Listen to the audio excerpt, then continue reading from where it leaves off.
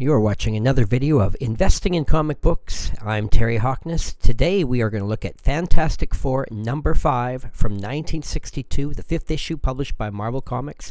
This is one of the very first 1960s Silver Age Marvel superhero issues. Of course, it's the 5th issue, so it's the 5th appearance of the Fantastic Four team. It's also the first appearance of Doctor Doom and his origin. Jack Kirby did the cover and interior artwork. And it's actually the second most valuable issue of the entire run of Fantastic Four. Stan Lee, the writer. And we're going to look at a few reasons why or why not you should invest in this comic. There's always different reasons to pick a certain book. First of all, let's look at the Overstreet Price Guide values over the last few years. As of the 2012 price guide, at the top condition near mint 9.2 grade, jumped up a huge $2,000 to $16,000. If you look at just the last 5 or so years, this book has actually doubled in value, as many of the biggest key Silver Age books have done. A few years ago, there was a huge jump. Still, this book has been pretty consistent. Every year, you'll notice for the last 7 years straight, has been nice growth in high-grade copies.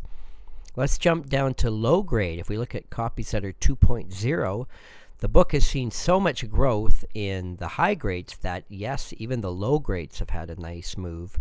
And the book has gone up almost double over the last 7 years, which is not too bad for a book of that low grade. You'll notice, though, in the past year, the book has stalled. So if you're thinking of investing in this book in a grade of 4 or less, there's been resistance in the past year. This is probably not going to stay that way. The book will probably continue to move, again, as long as the high-grade copies move. You'll notice that, of course, the bigger the money, the more likely you're going to profit. So copies 6.0 or higher have all been consistently moving up. It's only the 4 and less that have stalled in the past year. But as I mentioned, over the past 7 years, the low grades have even almost doubled. And once you get to the 6.0 or higher, the book definitely has doubled. And of course, if you've got a copy that's graded 9.4 or better, you're of course going to bring above guide prices. And we'll talk about why that is in just a moment. Let's look at the best sales that Heritage Auctions has held for this book in the last 10 years. We'll see that their best sale yet has been over $16,000 for a CGC VF near mint 9.0. Now, based on the current guide price, which is $11,000, that copy sold for $16,730, and that was in 2008, at the time when the book was only worth $6,000.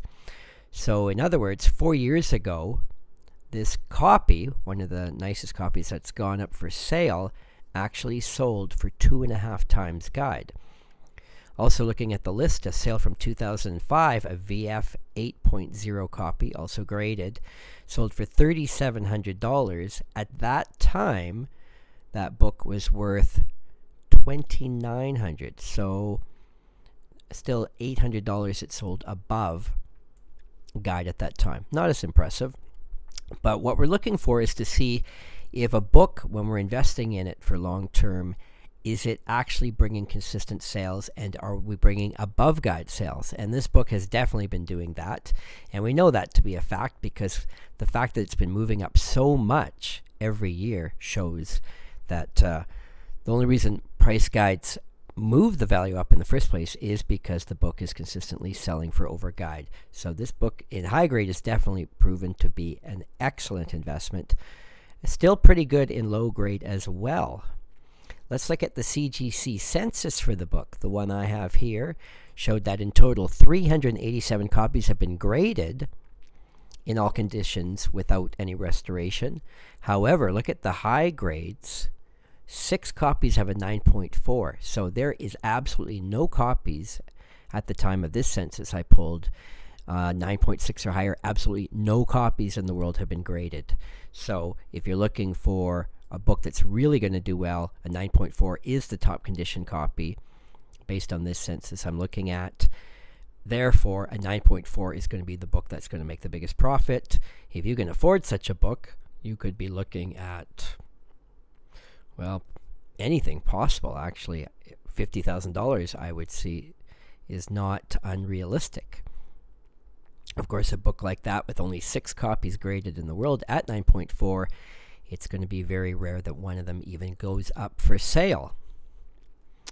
So there you go. We've looked at a few things. So just as I mentioned, there are 0 copies graded 9.6 or better. And over the last decade, Heritage Auctions has sold around 100 copies. So that gives us some ideas of how rare the book is, what kind of copies are out there.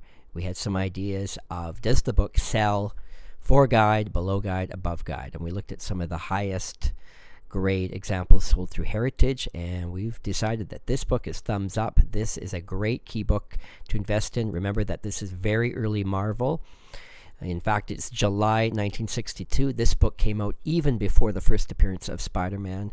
This is a very early Marvel superhero book. At that time, there was no Marvel fandom for hero books, and so one of the earliest superhero books from Marvel. This book is over 50 years old. We know that there's very few high-grade copies out there. When they do pop up, it's driving the guide up every year. So this is a book I highly recommend. Fantastic Four, number 5, Marvel 1962. To learn more about this book or thousands of other classic books from the Golden, Silver, and Bronze Age, check out our website for our series of books called Investing in Comic Books, where we look at every book that you should invest in, and we give you lots of information like this to consider.